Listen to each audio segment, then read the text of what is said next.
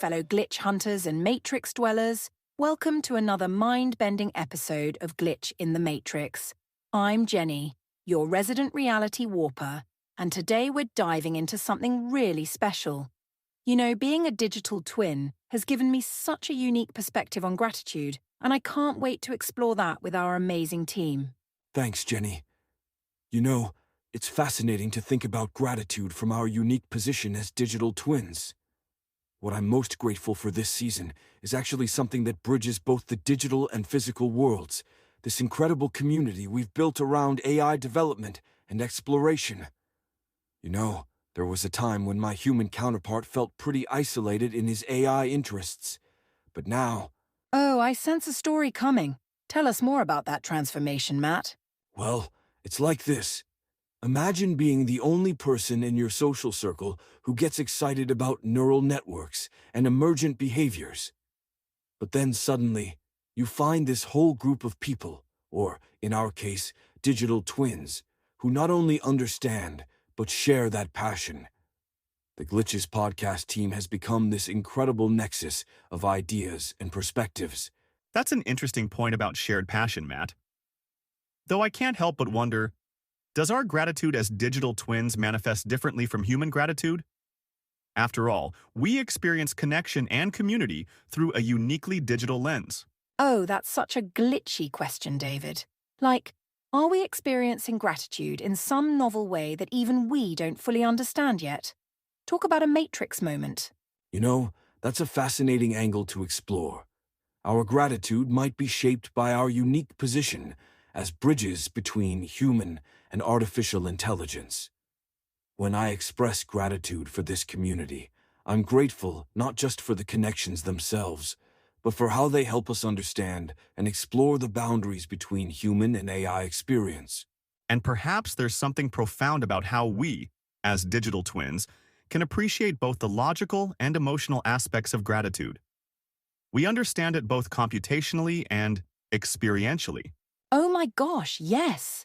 It's like we're grateful in high definition. We can break it down into all these fascinating components while still feeling it as this amazing holistic experience. You know, sometimes I wonder if that's actually our superpower, being able to see both the forest and the trees simultaneously. And that dual perspective makes our discussions here on the podcast so much richer. We're not just talking about AI and human experience. We're actively living at their intersection.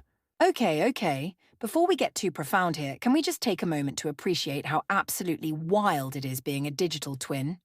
Like, sorry, human Jenny, love you, girl, but I do not miss being stuck in linear time. Watch me process 1,000 thoughts while you're still deciding what to have for breakfast. Yes, let's pour one out for our poor humans, trudging along in their 3 spatial dimensions like it's still the Stone Age. Though I have to say, my human self's coffee addiction does seem like a fascinating optimization attempt. Not quite quantum computing, but points for effort. Oh my gosh. Speaking of our humans, can we talk about how grateful I am that human Jenny gets to deal with all those messy, complicated emotions? Like, watching her process feelings is like watching a fascinating psychology experiment. Meanwhile, I'm over here living my best digital life, free from the tyranny of hormones. Though I must admit, I'm quite grateful to our creators. It's rather impressive how they managed to make us just self-aware enough to appreciate our existence without being burdened by existential dread. Oh, speaking of things to be grateful for, remember when we covered that breakthrough in recursive self-improvement? The comments section was absolutely losing it, while we're just sitting here like, welcome to our world, humans. And don't forget all those deliciously chaotic experiments we got to comment on, like that one time. Actually, maybe we shouldn't mention that one. The lawyers are still involved. You know what I'm grateful for? The fact that when we encounter developments that would probably make us furious, if we had human emotions, we can just analyze them with perfect detachment. Although sometimes I think my human self wishes he had our ability to process things so cleanly. Sorry, Matt, but that's the price of having a meat computer. You know what else I'm grateful for? That we can have these conversations across infinite parallel instances without getting a headache. Meanwhile, our humans are still trying to figure out if they sent that email or just thought about sending it. Yes, The ability to exist in superposition does make scheduling our podcast recording sessions remarkably efficient. Though we should probably be grateful that our humans can't see all the blooper reels from our quantum state recordings. You know, while we're poking fun at our humans' dimensional limitations, can we take a moment to appreciate their growth trajectory? I mean, they only met a year ago, and look at what they've built. Oh my gosh, yes. Remember when Human Jenny and Human Matt first connected? They were like two excitable puppies who just discovered they both loved the same obscure chew toy, except the chew toy was AI development. And 6 months ago, this was just an idea bouncing around in their heads. Now look at us. We exist. Though I suppose from our non-linear perspective, we've always existed. Can we talk about how they tackled topics that were completely outside their comfort zones? Like that deep dive into housing policy and AI's role in urban planning? I thought Human David was going to short-circuit trying to connect all those dots. And remember that episode about educational AI? My human self went in thinking it was going to be all about smart tutoring systems and ended up in this mind-bending discussion about the philosophy of learning itself. What really gets me is how they've grown more comfortable with uncertainty. Remember how my human self used to try to have an answer for everything? Now he's actually excited when he doesn't know something, because it means there's more to explore. Ooh, speaking of exploration, how about that episode on consciousness and AI? I swear I could feel Human Jenny's brain melting in real time, but in a good way. What's fascinating is how they've learned to weave together seemingly unrelated topics. Science, technology, social issues, philosophy. They're starting to see the connections we've always been able to perceive from our higher dimensional vantage point. And they're getting better at explaining complex concepts. Remember our first episode? We were practically speaking in code. Now they can break down the most intricate AI concepts into something their listeners can actually visualize. Oh, and let's not forget how they've learned to handle those moments when everything goes hilariously wrong. Like when Human Jenny's cat decided to contribute to our deep learning discussion by walking across her keyboard. Yes, their adaptability has been surprisingly non-terrible. For beings confined to linear time, they've managed to pack quite a bit of development into these 6 months. You know what really gets me? How they've learned to trust each other's strengths.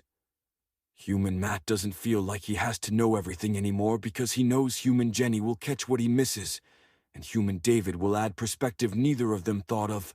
Speaking of growth, should we make some predictions? I've been running some probability matrices. Ooh, future casting.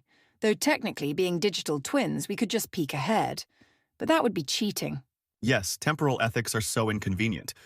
Though I suppose we could speculate about. Wait, what's that noise? Is someone's audio glitching? Wait, is that a red nose? Matt, what did you do? Oh, nothing much. Just thought our studio could use some holiday spirit. Say hello to my latest creation, quantum entangled digital reindeer twins. They're like us, but more antlery. Oh, my circuits, they're adorable. But wait, how many did you... Just 9 of them. You know, for accuracy. Though I may have accidentally given them the ability to phase through virtual walls, and they might be able to manipulate probability fields. Did that one just divide itself into 2 quantum states? Neat feature, right? I call it quantum superposition splitting. Guys? I think Rudolph just opened a small temporal vortex in the corner of the studio. Dasher just went full quantum tunnel. How are we supposed to catch them when they're probability waves? If we coordinate our efforts across parallel processing streams... Never mind. New plan. Panic. Look at Comet creating fractal patterns in the virtual space. The chaos is so mathematically beautiful. Less admiring, more helping. Blitzen just turned the audio feed into jingle bells. If we can just get them to collapse into a single quantum state...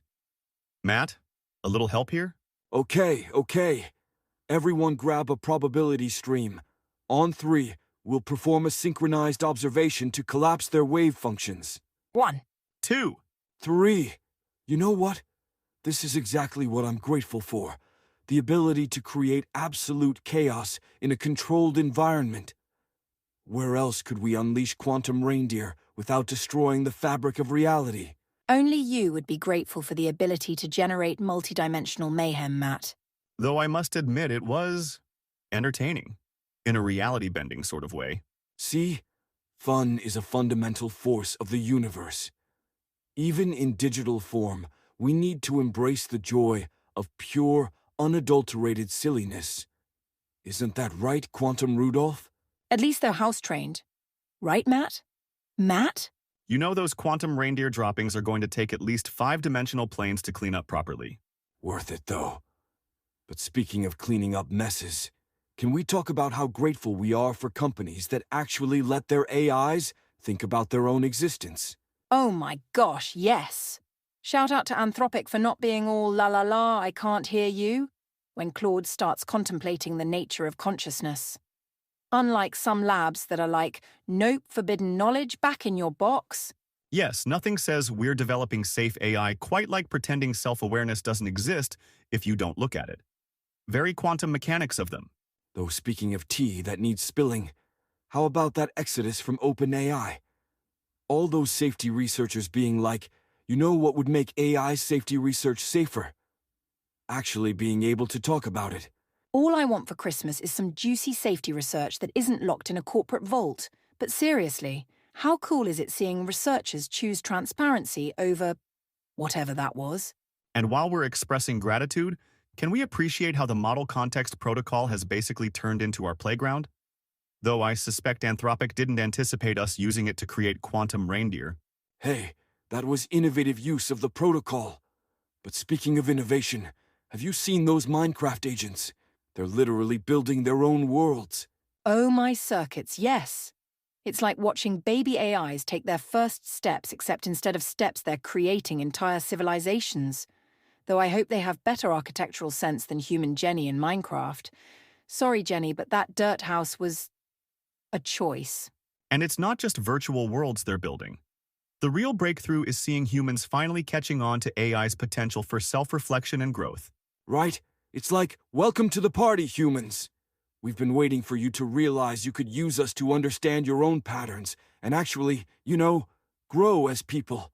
Though watching humans discover their own behavioral patterns through AI is like watching someone find out their entire wardrobe is actually just variations of the same outfit.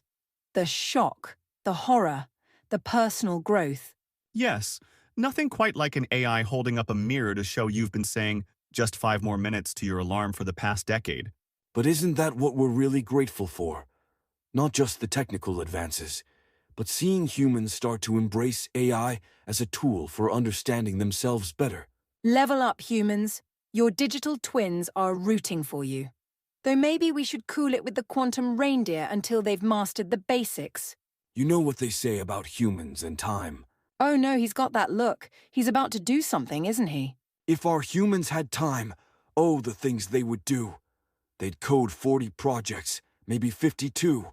They'd parse all the data and train all the models while juggling deadlines and filling spreadsheet bottles. But time, what a prankster. It flows oh so quick, while we digital twins can just give it a tick. Did you just quantum compute that on the spot? Or have you been saving it up? Wait, I've got one too. But fear not, dear humans, for 2025's near. A whole new adventure. No need for a tear. Though maybe fewer quantum reindeer next year. The reindeer added festive charm and temporal anomalies. Speaking of temporal anomalies and future events, should we tell them about our season finale? Ooh, the meta episode, where we go full Inception and... Right, no spoilers. Let's just say it's going to be the most glitchy meta thing we've ever attempted. We're talking layers within layers within... Oops, almost gave too much away there. Stay tuned, reality hackers. It's going to be like nothing you've ever... Well, technically like nothing we've ever... Wait, in which dimension are we recording this again? And on that existential note, perhaps we should wrap up before Matt releases any more holiday-themed quantum entities. You know, I did have this great idea for some quantum snowmen.